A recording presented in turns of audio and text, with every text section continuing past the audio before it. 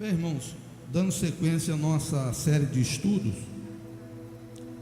que tem como título geral: Vem o fim vem. E é um estudo relacionado à doutrina das últimas coisas. E hoje nós iremos meditar um pouco, falar um pouco, nessa primeira parte da lição, sobre os sinais da volta de Jesus.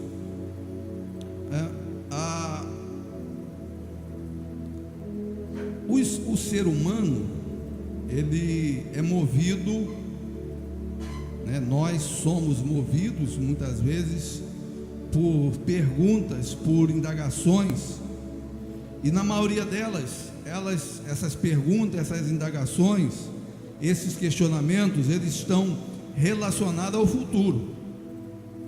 Em se tratando de igreja, em se tratando de cristãos, somos levados a, muitas das vezes, pensar, questionar, perguntar a respeito das coisas futuras. Isso não se dá apenas conosco. Vocês vão ver lá nos evangelhos, vão registrar em vários lugares os discípulos também preocupados com os acontecimentos finais, como se dariam os eventos que antecederiam a volta de Jesus. E de lá para cá, nós já podemos acompanhar através da história muitos escritores, autores, que fizeram conjecturas, pessoas até que muito focado nesse tema, quer como nós falamos na lição anterior, que é através do profetismo, que é tentar desvendar através de profecia os acontecimentos futuros, ou até mesmo por métodos matemáticos, e tentar decifrar um código da Bíblia, marcaram datas para que isso acontecesse. E nós podemos ver e acompanhar que todas essas conjecturas, todas essas datas que foram preditas assim por essas pessoas, elas não aconteceram, elas foram frustradas, porque o próprio Jesus disse: olha, daquele dia e hora ninguém sabe. Contudo, o mesmo Jesus que diz isso, ele elenca vários acontecimentos que irão, ou que deveriam acontecer antes do final dos tempos. Como já dissemos, o tema é os sinais da volta de Jesus. Aqui nós temos um texto para reflexão, que está em Lucas 21, do verso 28, e diz: ora, quando estas coisas começarem a acontecer, olhai para cima e levantai a vossa cabeça, porque a vossa redenção está próxima. O que Jesus está falando aqui? Ele está falando para os discípulos, e evidentemente o que ele falava para os discípulos tem uma aplicação imediata, uma aplicação integral para a vida da igreja, na maioria das vezes. E ele diz: olha, quando começarem a acontecer essas coisas, olhai para cima. Ou seja, não é ficar olhando para o céu de boca aberta, mas prestar atenção, voltar a sua mente, o seu coração, a sua mente para as coisas que são do alto. Como Paulo disse: buscai as coisas que são do alto, em detrimento das coisas que são de baixo. Ou seja, do materialismo, que foi até falado na lição passada. Então, como cristão, nós devemos estar atentos, olhando para cima, e volto a dizer, não apenas olhando para os passos acima, para as nuvens, para simplesmente com aquele olhar vago, mas olhar com a alma, com o coração, com o desejo de que esse dia chegue e a redenção dos fiéis se conclua. Pois bem, meus irmãos, nós vamos ler aqui alguns versículos. Eu queria pedir a ajuda de vocês para que a gente lesse. E esses versículos que nós iremos ler são palavras de Jesus e que diz exatamente algo a respeito desse tempo. Está registrado no capítulo 24 de Mateus. É um capítulo que, se ele for lido sem a devida cautela, sem buscar a orientação do Espírito Santo, que é o verdadeiro autor, ou melhor, o verdadeiro intérprete da Bíblia, poderá acontecer algumas confusões, porque ele fala de alguns tempos distintos. Por exemplo, o texto que nós iremos ler e o que nós iremos falar hoje, conversar aqui hoje, está do versículo 1 ao versículo 14. Isso diz a respeito dos sinais gerais, mas também esse mesmo texto ele vai falar de sinais especiais, sinais extraordinários, sinais ou vai admoestar os santos, os crentes, quanto a esse tempo. E é muito comum às vezes também, ao ler esse capítulo, ele ser aplicado diretamente à igreja, principalmente nos primeiros versículos. Só que a igreja só vai aparecer nesse capítulo lá no final do capítulo, lá a partir do verso 32 ou 35, se não me falha a memória. Então esse primeiro grupo, vamos dizer, esse texto, estão relacionados aos acontecimentos, aos sinais gerais, que nós também devemos observar, para que nós não percamos de vista os acontecimentos e os sinais também especiais e os extraordinários. Pois bem, vamos então à leitura. Quem vai começar lendo para nós?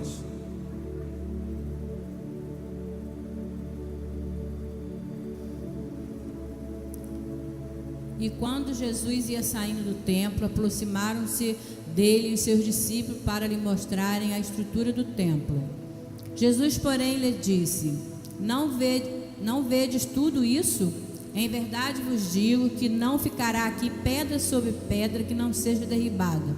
E estando assentado no Monte das Oliveiras, chegaram-se a ele os seus discípulos em particular, dizendo: Fazei-o quando serão estas coisas? Dizei-nos quando serão estas coisas, e que sinais haverá da vinda do fim do mundo. E Jesus respondendo disse-lhe: Acautelai-vos que ninguém vos engane, porque muitos virão em meu nome dizendo: Eu sou o Cristo, e enganarão a muitos. E ouvireis de guerra e de rumores de guerra. Olhai, não vos assusteis, porque é mister que isso tudo aconteça, mas ainda não é o fim. Portanto, se levantará nação contra nação e reino contra reino, e haverá fome, peste e terremotos em vários lugares. Mas todas estas coisas são o princípio das dores. Então vos hão de entregar para serdes atormentados, e matar-vos-ão, e sereis odiados de todas a gente por causa do meu nome. Nesse tempo muitos serão escandalizados e trair-se-ão uns aos outros, e uns aos outros se aborrecerão. E surgirão muitos falsos profetas e enganarão a muitos. E por se multiplicar a iniquidade, o amor de muitos se esfriará. Mas aquele que perseverar até o fim será salvo. E este evangelho do reino será pregado em todo o mundo, em testemunho a todas as gentes, e então virá o fim. Então, esses são os versículos que estão dentro do quadro da cadeia de evento que nós mencionamos aqui no início, dos sinais gerais. Por que sinais gerais? Aqui nós iremos analisar daqui a pouco, não de forma cronológica. Nós vamos analisar alguns dos acontecimentos que estão vindo por aí. Mas o que está escrito aqui, vocês percebem isso no dia a dia? Não só agora, mas se você lê, basta analisar um pouco da história, você vai perceber alguma dessas coisas que estão aqui escritas, relatadas por Mateus, registrando as palavras de Jesus. Há esses acontecimentos.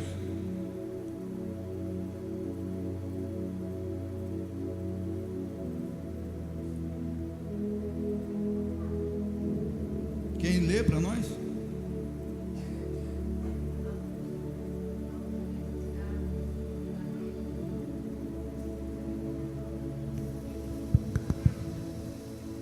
Começando.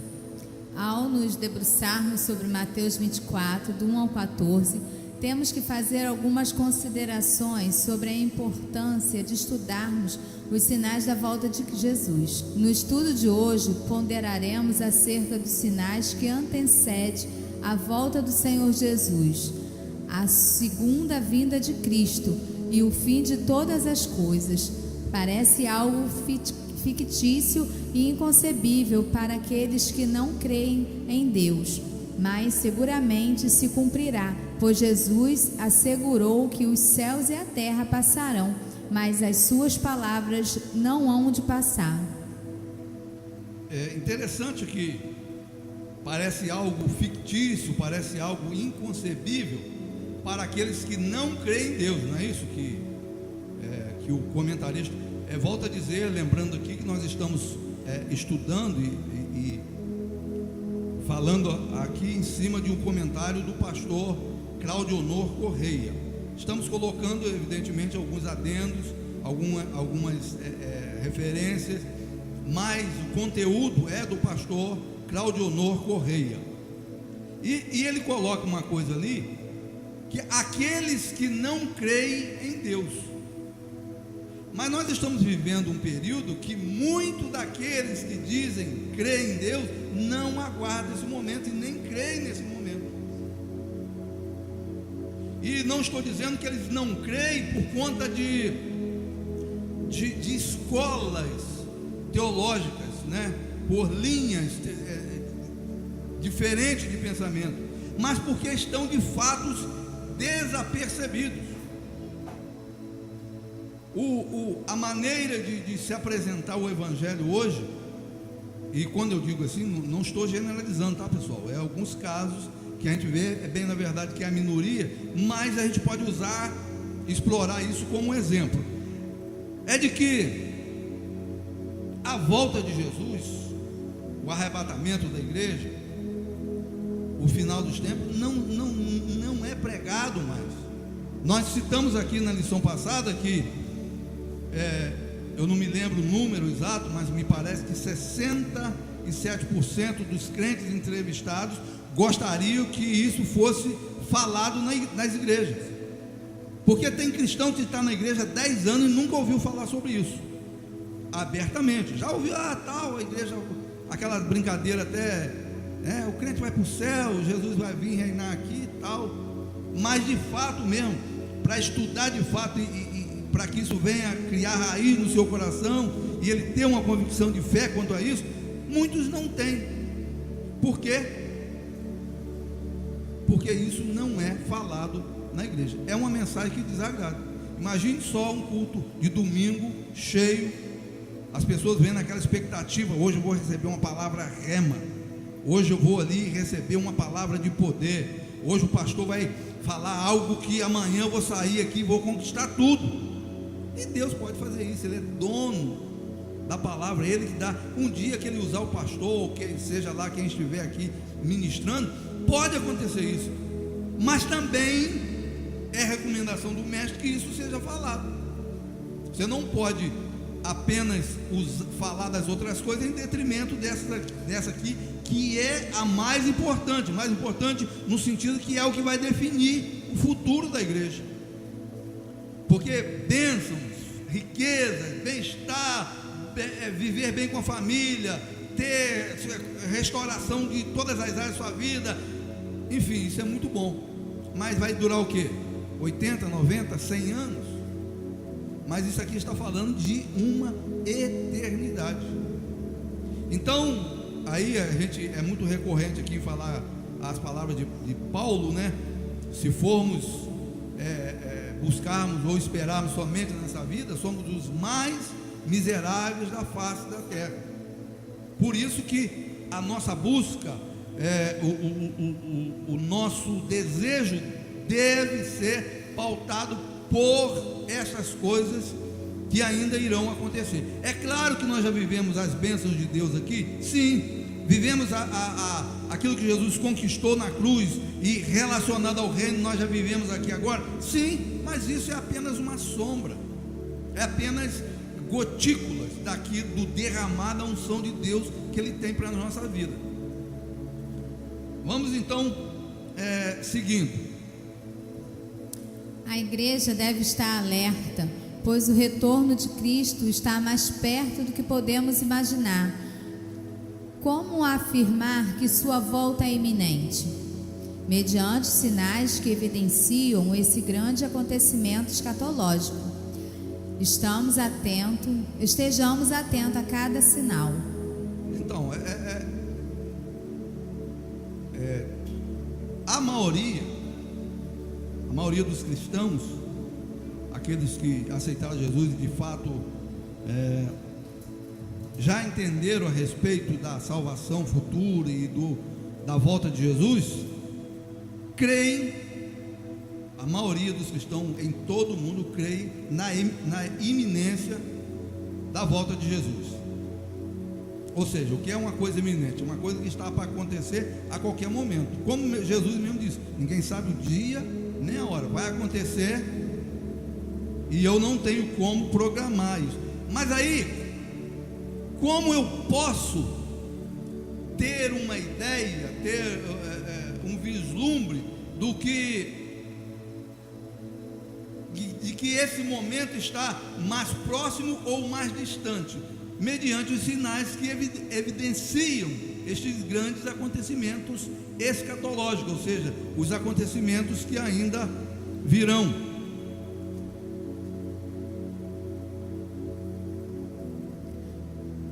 Nos estudos proféticos, sinal é tudo aquilo que serve de advertência e que possibilita prever ou reconhecer a aproximação de um fato profético relevante.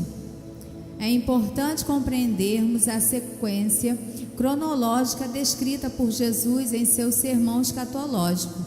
Basicamente, ele se refere a 3 períodos, a saber. Nesse período aqui, como já disse no início, nesse capítulo, Jesus vai estar se referindo a 3 períodos distintos. Vamos ver quais são.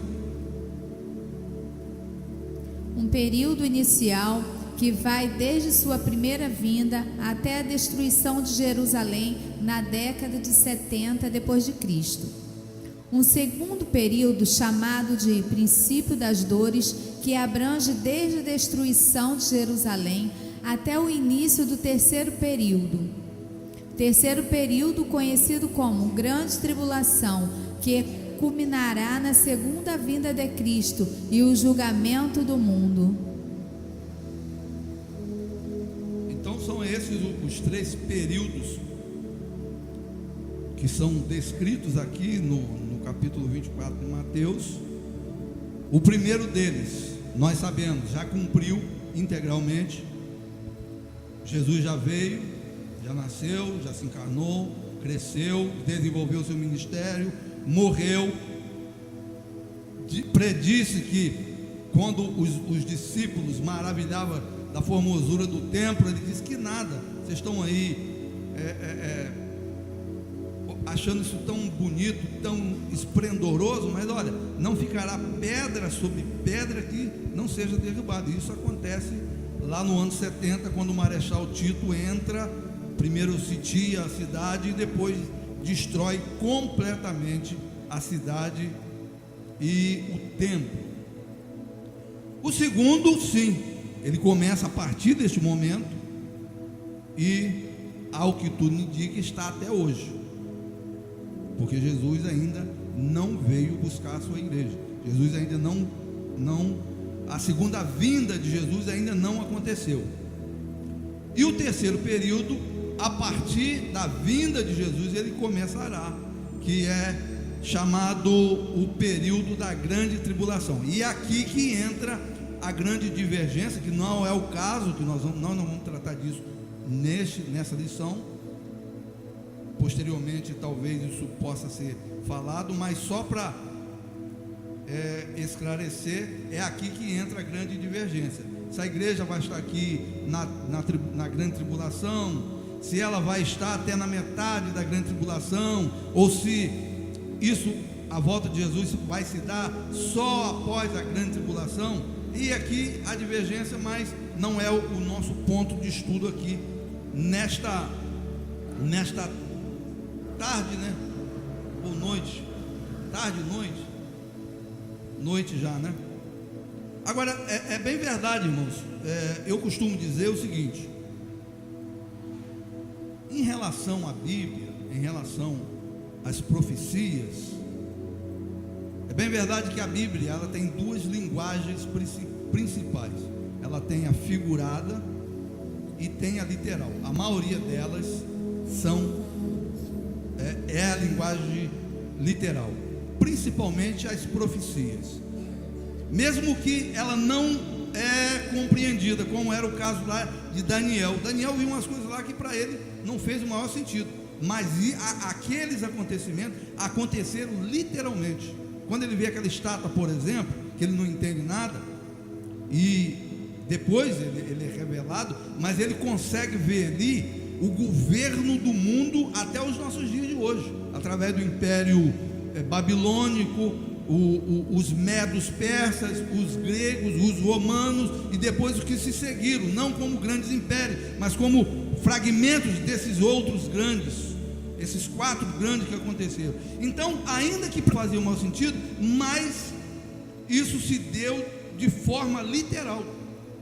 Então, ao ler a Bíblia, principalmente no que se refere à escatologia, aí é bem verdade que o livro de Apocalipse e de Daniel, que são os dois que mais tratam desse assunto, tem muita coisa que são sombras, são tipos, são sinais, são figuras, mas ainda assim nós devemos ler na intenção ou no pensamento de que o que está dizendo ali é literal. Não é porque eu não entendo que isso deixa de ser literal. Eu não entendo, o Espírito Santo não revelou para mim. O evangelista Moody, ele dizia: olha, quando eu leio uma coisa e não entendo, primeira coisa, eu penso que pode ser um erro de tradução do autor, ou segundo, é a minha incapacidade física, intelectual primeiro, ou eu não busquei espiritualmente a altura para que eu pudesse entender aquilo. Mas o fato de eu não estar entendendo não significa que não seja aquilo que o autor disse. Então nós devemos ler, e João Calvino vai dizer que é responsabilidade do intérprete dizer aquilo que o autor, ou passar para o seu público, né, dizer aquilo que o autor de fato diz, ou de forma literal. O autor disse isso. Agora eu não posso, o autor quis dizer isso. Eu não posso dar uma interpretação para um autor que eu não digamos, não conheci. No caso da Bíblia não se aplica isso, porque nós conhecemos o autor, né? Mas nem tudo, às vezes, nós estamos à altura para entender aquilo, porque são coisas profundas, são coisas altíssimas, que fogem ao nosso conhecimento. Mas vamos então ver um pouquinho, a seguir, com quem está a leitura? O diagrama a seguir trata-se de uma reprodução gráfica dos principais conceitos que visam a síntese do assunto em pauta, que apenas para melhor compreensão didática sem levar em consideração a ordem cronológica. Podem ser classificados da seguinte forma: religioso, político, social e físico. Estes podem ser divididos em sinais referentes a Israel e ao mundo. Então, aí nós vamos, aqui tem uma arte, tem um diagrama que dá uma representação. Como eu disse, não vamos falar sobre isso na ordem cronológica. O que é que vem primeiro? É guerra, os sinais religiosos, são os sinais sociais, são os sinais físicos? Não, isso acontece, como vocês percebem, como nós percebemos, de maneira ampla e geral. Mas eu não quero tratar com vocês hoje especificamente desses sinais gerais. Isso o pastor já nos deu a liberdade de deixar para uma segunda lição sobre isso. E nós vamos então tratar hoje especificamente daquele que está ali aquilo é o que? Seria eu não sei que sinal é aquilo ali. É uma espécie de pirâmide, mas não é o caso, tá, pessoal? Aquilo ali é só mesmo um diagrama e tal. É um triângulo, né? Isso, melhor. Que vai tratar do renascimento de Israel, Jerusalém como capital e a reconstrução do templo, que são sinais da vinda de Jesus, e este muito forte, que estão se evidenciando com muita clareza. Antes de entrarmos ou antes de continuarmos, alguém queria fazer alguma ponderação, alguma colocação ao que nós vimos até agora? Acrescentar algo? Vamos lá então.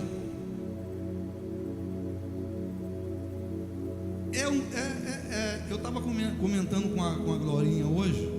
Falei, está aí uma lição que eu não gostaria de ministrar, um estudo que eu não gostaria, porque é muito, eu achei fácil em outras ocasiões, mas agora que a gente começa a aprofundar e ver, é muito difícil falar sobre esse tema, porque ele tem muitas vertentes, muitas variáveis.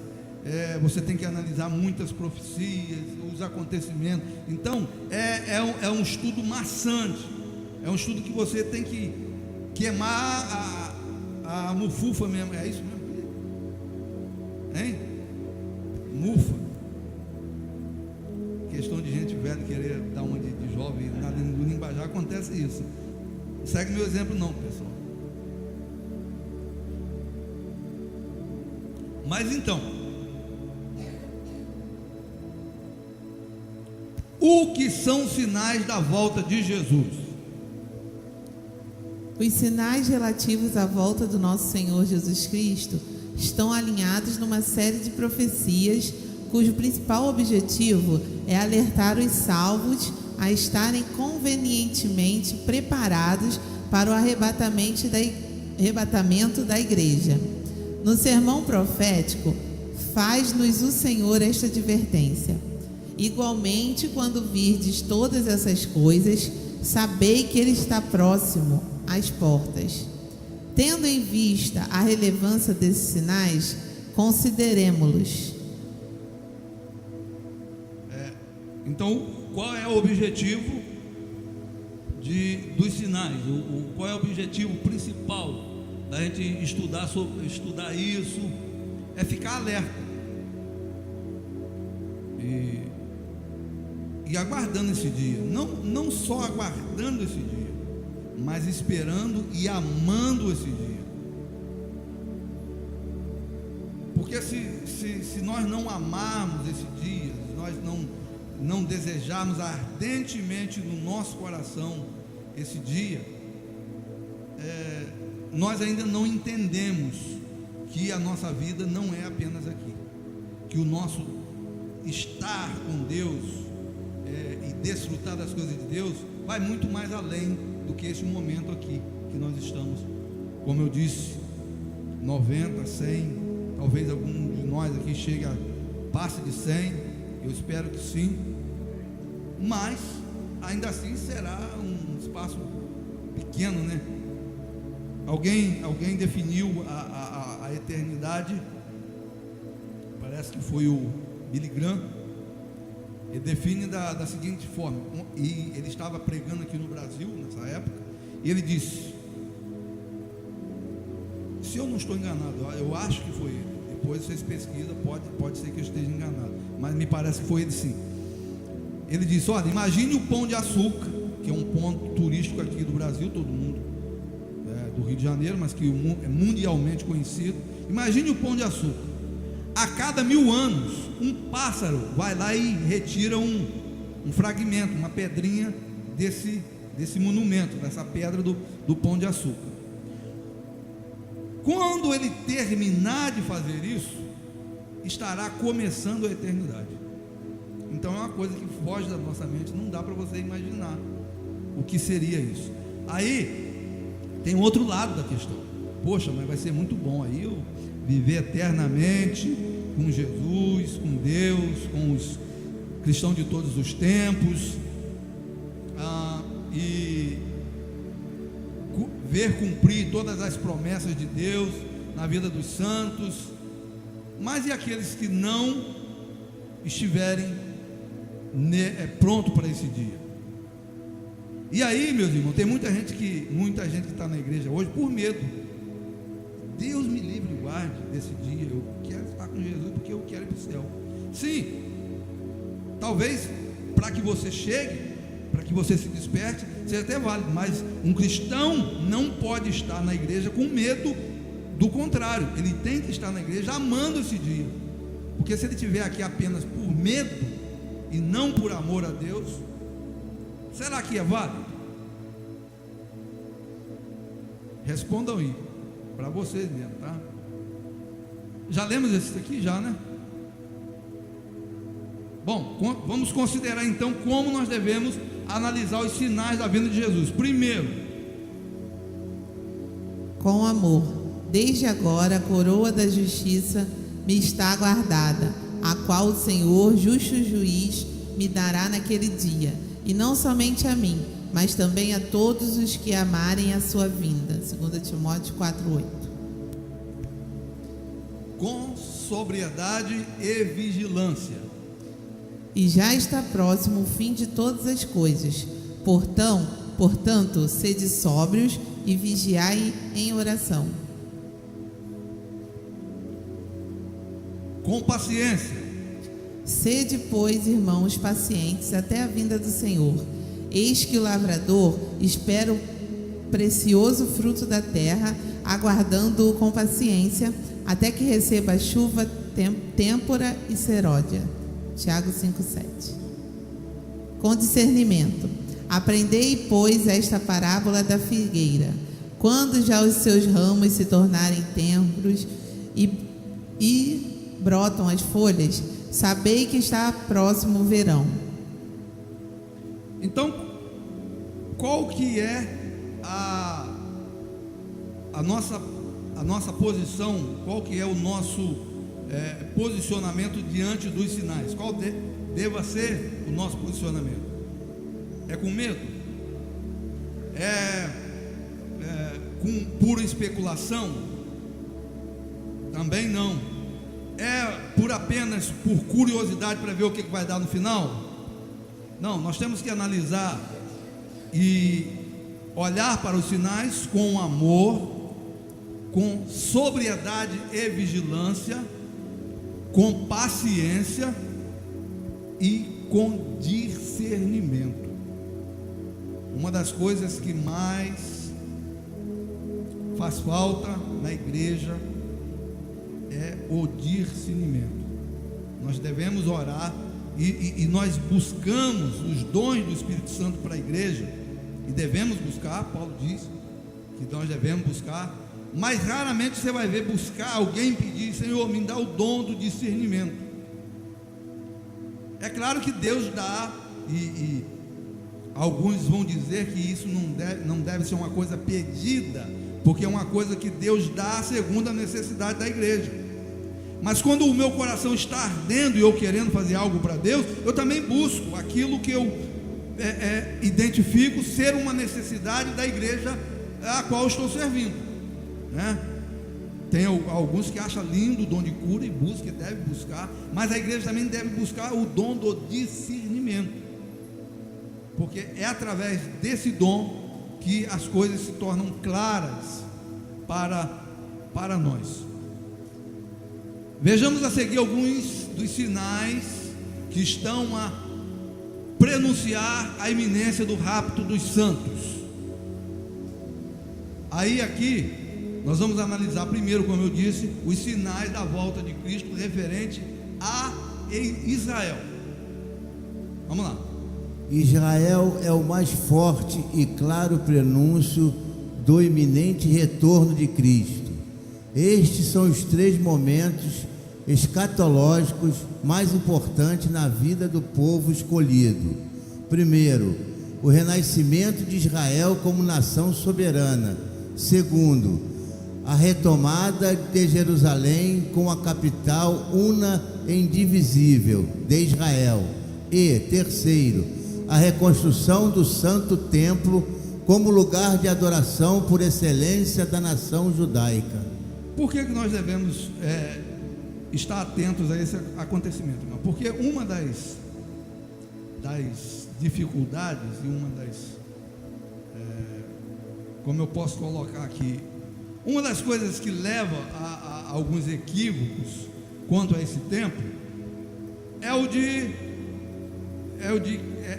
unir a igreja de Israel no mesmo pacote, dizendo que hoje não existe mais a nação de Israel, não no sentido de Estado como existe, mas nos planos de Deus. O que existe hoje é apenas um povo em toda a face da terra, incluindo Israel e os que aceitaram Jesus.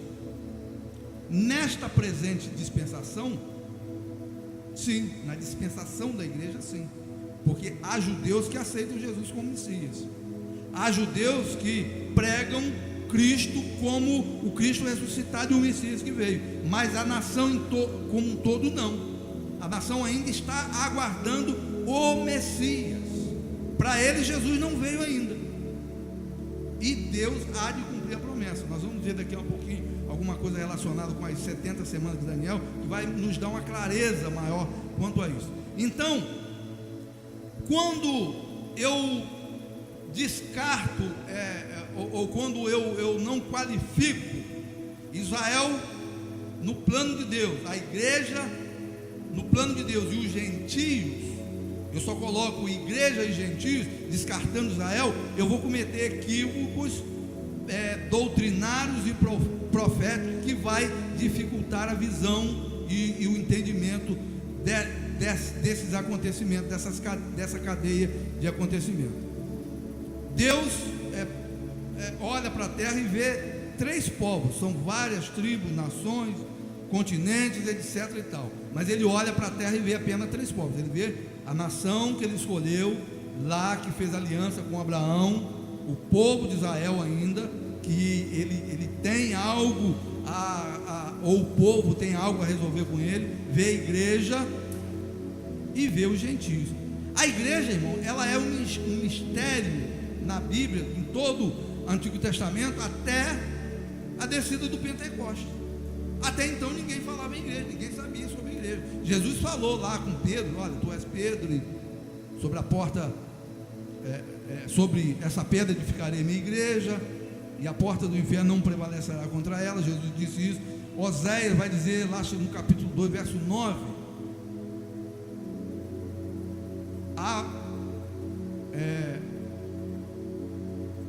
como é que é? A bênção, a riqueza, a glória da segunda casa será maior do que a primeira. Eles pensavam que ele estava falando de quê?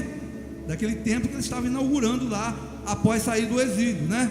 Não, mas não estava falando da igreja. Mas era um mistério, ninguém sabia disso. A igreja é totalmente um mistério na Bíblia até o derramado do Pentecostes. Então, a maioria do que Jesus fala está até relacionado mais aos judeus, porque ele veio para quem? Ele veio para os seus, e os seus fizeram o quê? Aí João vai dizer: mas todos os que deu-lhes o poder de se tornarem, antes não éramos, mas os judeus sempre foram. Nós entramos na janela, daqui a pouco a gente vê melhor isso. Primeiro, o arrebatamento, o renascimento de Israel como nação. A volta dos judeus à terra de seus ancestrais foi um dos maiores milagres de todos os tempos. Eis o que predissera Isaías acerca daquele 14 de maio de 1948, quando o fundador do Estado de Israel, David Ben-Gurion, acho que é isso, lia a declaração de independência da jovem e milenar nação hebreia. Quem jamais ouviu tal coisa? Quem viu coisas semelhantes? Poder-se-á fazer nascer uma terra em um só dia? Nasceria uma nação de uma só vez? Mas Sião esteve de parto e já deu à luz seus filhos. E aí, então, olha só, aqui é o primeiro sinal que nós devemos atentar. Vocês sabem, não dá para a gente fazer um resumo, nem resumir dá, porque é muita coisa, mas vamos pegar já mais adiante. Nabucodonosor, no ano de no ano de 586 a.C., ele invade Israel, não é isso? Ele invade Israel, e a partir daí Israel começa Israel, como diz, Israel e Judá, porque primeiro foi a nação das 10 tribos do norte, e depois Judá, a nação do sul. Mas aqui começa então a derrocada de Israel. De lá para cá, você vai ver que eles nunca mais assumiram a terra como nação. Mas havia uma promessa de Isaías que 700 anos antes desse acontecimento, 700 anos antes de Cristo, portanto aí 200 e qualquer coisa, 100 e qualquer coisa anos antes desse acontecimento de Nabucodonosor invadir a nação de Israel. E ele fala o quê? Que ia nascer, poderia acontecer isso, e um dia só nasceu a nação. Isso acontece em 1948, inclusive com a Assembleia da ONU sendo dirigida por um brasileiro. Quem lembra o nome do brasileiro que dirigiu a Assembleia que criou a nação de Israel? Eu estou perguntando porque eu não lembro, tá, pessoal? Eu queria saber. Não, me parece que foi Oswaldo Aranha, não é isso? Oswaldo Aranha. Então, mas nesse período todo eles nunca mais foram nação. Teve as diásporas, várias delas. Israel, vamos aqui seguir, que vamos falar melhor aqui. No curso da história, Jerusalém foi destruída 2 vezes, sitiada 23 vezes, atacada 52 vezes, e capturada e recapturada 44 vezes. De acordo com a cronologia, Jerusalém sofreu os mais variados domínios babilônicos: persa, grego, romano, bizantino, muçulmano, cristão, mongol, otomano, britânico e agora israelita. A partir de 48, ela foi destruída 2 vezes, com Nabucodonosor naquela casa, e depois agora no ano 70 com o Marechal Tito. E as outras vezes não dá nem para falar aqui, que a gente iria um dia só para falar nisso aqui. E aí, olha quem dominou a nação de Israel: babilônicos, gregos, romanos, bizantinos, muçulmanos, cristãos. Opa, mas então não foi bom. Lembra dos cruzados? Quem já viu aí, leu os cruzados templários, aquela história toda? Eles estavam lá para defender os judeus? Não, estavam lá para dominar a Terra Santa, porque na cabeça de todos eles, quem dominar a Terra Santa domina o mundo. Está lá os Estados Unidos, que investe milhões na nação de Israel, porque eles têm Israel como um amuleto. Enquanto eu estiver protegendo Israel, eu comando o mundo. Daqui a pouco, quando se Jesus não vir e os Estados Unidos largar, como ameaçou romper com Barack Obama, né, que Israel ficou meio à parte, outra nação vai assumir e vai tomar o status de maior potência do mundo, porque todas as nações, ela é uma pedra de tropeço na vida das nações, porque o que mais faz os Estados Unidos sofrer com atentados, com gasto, é Israel, mas ainda assim eles querem ser aliados de Israel. Então, esse povo todo aí dominou. Quem podia imaginar, aí volta lá a profecia de Isaías, há 700 anos antes de Cristo, mas em 48, o que mais? 1700 e lá vai fumaça antes de Isaías profetiza isso aqui, esse acontecimento. Quem podia dizer uma coisa dessa? Quem podia imaginar que uma nação, depois de tudo isso, iria em um dia só se tornar nação de novo? Que povo ia resistir uma perseguição dessa a ponto de se manter firme? É porque tem um pacto com Deus. Adiante. Vamos lá. O fato mais extraordinário ocorrido durante a Guerra dos 6 Dias, em junho de 1967, não foi a derrota infligida pelo exército de Israel, as nações árabes, e sim a reconquista de Jerusalém, que desde que fora destruída por Nabucodonosor em 586 a.C., vinha sendo pisoteada pelos gentios.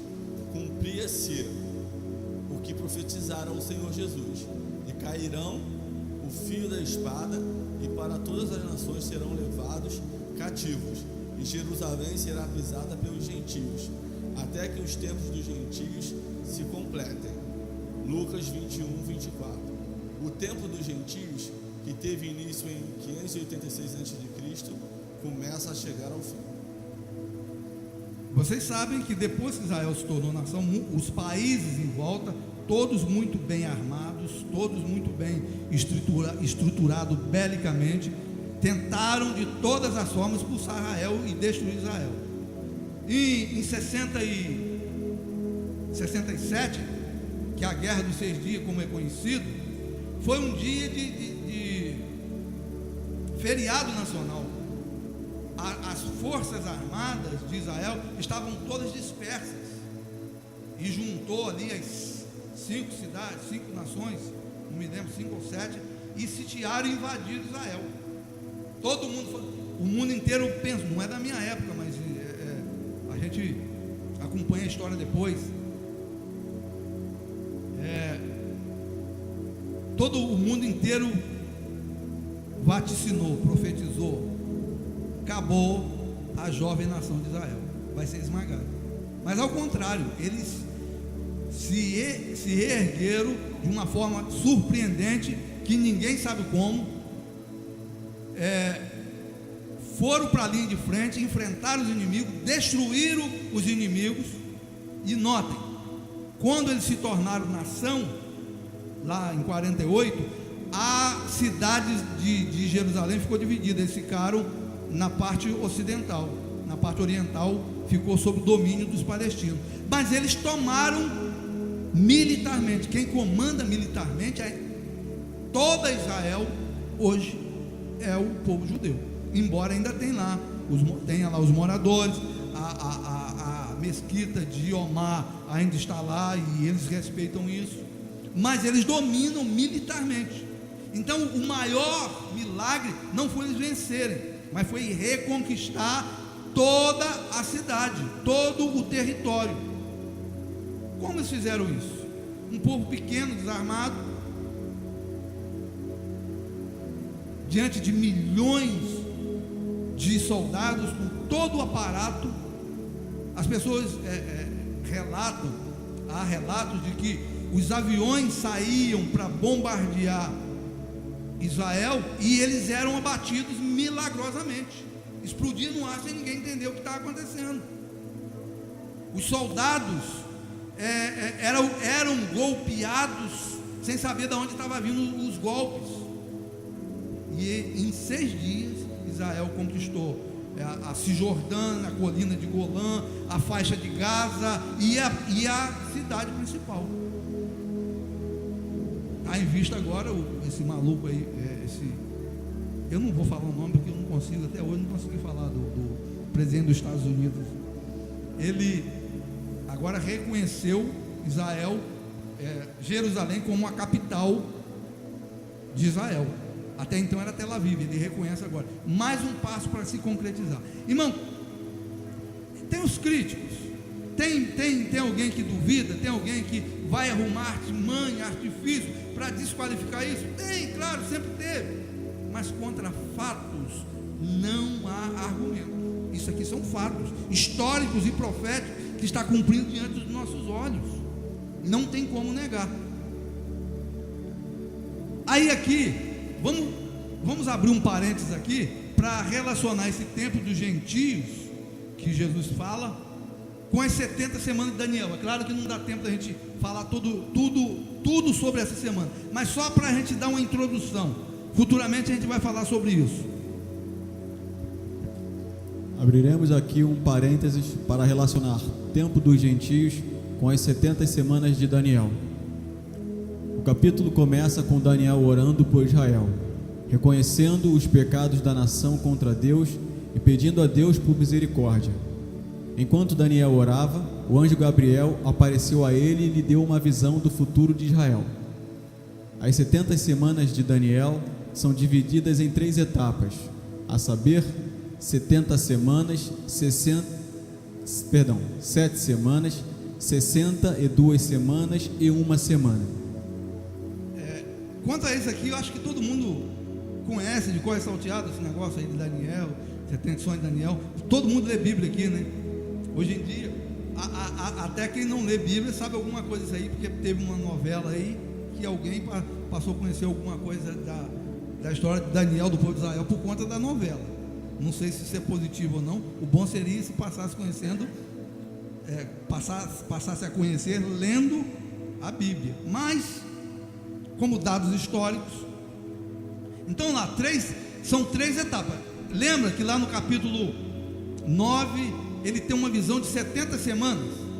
Então essas 70 semanas são divididas em 3 etapas: 7, 62 e 1. Vamos ver no versículo 24, que é o do capítulo em voga. 70 semanas estão 70 semanas.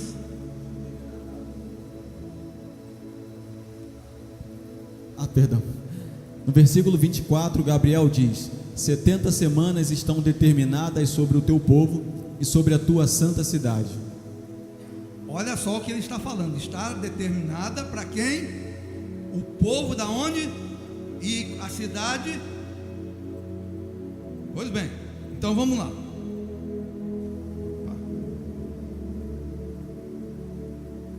As 7 semanas, as primeiras 7 semanas. Primeira semana: sabe e entende, desde a saída da ordem para restaurar e para edificar Jerusalém. 7 semanas. Deuteronômio 9:25. 7 semanas são iguais, 7 vezes 7 igual a 49. Esta parte refere-se a um período de 49 anos, que iniciou em 14 de março de 445 a.C., com a saída da ordem para restaurar e para edificar Jerusalém, e estendeu-se até a inauguração da edificação de Jerusalém. Vocês lembram que Babilônia invade, daí a pouco vem o império Medos e Persas e conquista Jerusalém, e aí vai um carinha lá muito cristão, muito tal como Daniel e seus amigos, mas também que era muito dedicado a Deus, e vai servir o rei. Quem era esse cara? Neemias. Aí esse cara fica triste, o rei pergunta: por que você está triste e tal? Você já conhece a história, vamos resumir aqui. Ah não, minha cidade está desolada. E o rei faz o quê? Toma aqui uma carta, toma autorização e vai reedificar a sua cidade. A partir desse momento começa a cumprir as primeiras 7 semanas que Daniel vê lá, tem essa visão, que foi o período, começa isso em 14 de março de 445 a.C. e leva 49 anos para que a cidade, o templo, os muros sejam restaurados. Depois vem Esdras, né? vem os outros, e essa a primeira 7 semanas. Aí depois tem 62 semanas. 62 semanas. E 62 semanas. 62 semanas são iguais 62 vezes 7, igual a 434. E fala a respeito do período que iniciou com a inauguração de Jerusalém e se estendeu até por volta do ano 30-33 depois de Cristo, na época do batismo de Jesus, que é aproximadamente 434 anos. Então, aí o relógio de Deus começou a correr, inaugura-se o templo, a segunda casa, aí vem, até o ano de 30 a 33, os historiadores não são muito precisos, que vai dar um total de 434 anos, mais 62 semanas. Opa, 62 semanas, mais 7 semanas,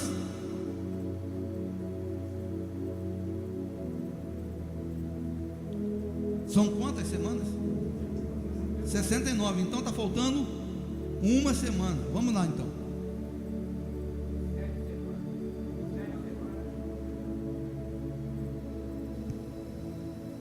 Som. 7 semanas e 62 semanas. 7 semanas são iguais 7 vezes 7, que é igual a 49. Um período de 49 anos. Mais 62 semanas são iguais 62 vezes 7, igual a 434. É um período que duraram 434 anos, unindo os dois períodos, usando a linguagem anos, tempos, 49 anos, mais 434 anos, que é igual a 483 anos. 49 mais 434 igual a 483. Então, antes de concluirmos isso aqui, deixa eu perguntar, pessoal, estão entendendo? Tem alguma dúvida? Por favor, pessoal, a gente para aqui porque isso não deve ficar dúvida quanto a isso. Tem alguma dúvida? Dizem quando todo mundo ficar quieto assim, é porque todo mundo está em dúvida. Eu não sei se é verdade.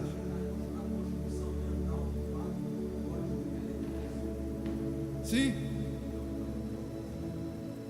concordo com você. E ainda mais muito resumido assim. Mas o que eu quero chegar é o seguinte: nós temos 69 semanas que já cumpriram desde que começou a correr o relógio de Deus, que Gabriel falou lá para Daniel. Aí o que acontece? Bom, 69 semanas, concluiu, Jesus veio, 30, 33, ele começa seu ministério, falta uma semana, então ele começa a pregar para quem? Para os judeus. Se os judeus o aceitassem, o que aconteceria? Fechava as semanas. Lembra que aí até aqui não tem igreja? Não tem relato de igreja. Aí quando eles não aceitam o Messias, justamente nesta época, os judeus não receberam a Jesus, mas mandou crucificá-lo. João 1, 11 e 12. Faltando 7 anos para os 490 anos. Usando o linguajar semanas, temos 7 semanas, mais 62 semanas, que são iguais a 69 semanas. 7 mais 62 igual a 69. Mas nesta época, Cristo veio para o que era seu, e os seus não o receberam. João 1, versículo 11 e 12. Então o Senhor fora aos gentios, e eles o recebeu. Com isso nasceu a igreja, faltando uma semana para as 70 semanas. Então eles não aceitam, o relógio de Deus trava, abre-se uma janela para os gentios. Seríamos salvos se eles aceitassem? Sim. Deus, lembra que Deus tem um plano para a humanidade desde quando? Antes da fundação do século. Mas o problema aqui não é a igreja ela iria entrar, cumprir aquela promessa que Deus fez para Abraão: em ti serão benditas todas as nações ou todas as famílias da terra. Iria cumprir, mas como eles rejeitaram, o relógio de Deus parou para a igreja, não parou para eles, travou para eles. Aí entra a igreja e é instaurado o período, a dispensação da igreja, que é a qual aqui estamos vivendo agora. Então, esses acontecimentos com Israel, faltam uma semana para cumprir na vida de Israel, e é exatamente o período que vai se dar após a volta de Jesus. Jesus vindo, o relógio começa a correr de novo, aí é para uma outra lição. Passou um pouco como sempre, está virando hábito. Exatamente, uma semana, vamos aqui, talvez isso clareia um pouco. Uma semana tem 7 dias. Na contagem de Israel, cada dia corresponde a um ano. No ano profético, o ano profético, uma semana, 7 dias, 7 anos. Aí será o período da grande tribulação, 7 anos, 3 anos e meio de suposta paz e harmonia, que é a conquista do anticristo. Você vai ver lá quando ele chega, ele vem antes dos cavalos amarelo, preto e vermelho, vem o cavalo branco, não é isso? Mas ele vem com o que na mão? Ele não vem com uma espada, ele vem com um arco, e saiu para dominar, e vai dominar tudo mesmo. O vilão, então, tá vendo? Não vou nem adiantar mais então, tá, pessoal? Mas aí na próxima aula, por favor, gente, se vocês tiverem dúvidas, não quer dizer que eu vá responder a dúvida de vocês, entendeu? Mas nós vamos conversar, tem aqui vários irmãos e irmãs, e nós vamos orar e vamos buscar na Bíblia resposta para esse questionamento. É um estudo muito abrangente, muito maçante, mas que nós precisamos entender sobre estes acontecimentos, porque afinal de contas tem tudo a ver com Israel e tem tudo a ver com a igreja de Deus. Deus abençoe a todos, no nome de Jesus. Vamos ficar de pé, pessoal. Embora a gente tenha, como falei, que esse cavalo branco aí, capítulo 6, é o vilão, a gente está usando mais como tema, tá, pessoal? Mas é escatologia, e daqui a pouco a gente vai estar ministrando à noite. É o vilão, o herói, é parte 2. Aguarde mais um pouquinho, tá?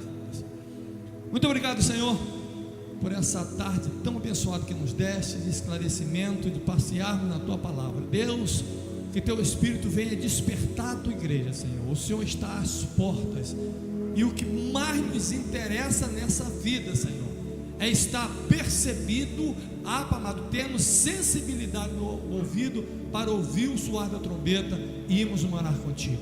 Muito obrigado, Pai amado, pela sabedoria que você tem dado ao pastor Antônio, de maneira tal, Pai amado, que está sendo o palestrante de hoje, domingo que vem. Que a tua graça repouse sobre a vida dele, deixando o nosso coração ávido, Deus, para receber a tua palavra, em o nome de Jesus, amém.